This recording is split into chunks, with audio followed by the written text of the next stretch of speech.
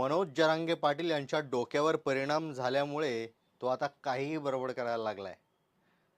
त्याला मी मराठ्याचा नेता मानत नाही, देशाचे पंतप्रधान माननीय श्री नरेंद्र मोदी यांना महाराष्ट्रात फिरू देणार नाही, अशी बेताल बडबड त्याने केली. त्याने आता मर्यादा ओलांडली आहे. माननीय पंतप्रधान जेव्हा महाराष्ट्रात येतील त्यावेळी जागेवरून हलून दाखव. इथली मराठ्यांची ताकद दाखवून दिली जाईल. आपली अवकात ओळखावी आणि अंथरुणावर पडून राहून नाटकं करावीत, असं वादग्रस्त विधान कालच नारायण राणे यांनी केलंय.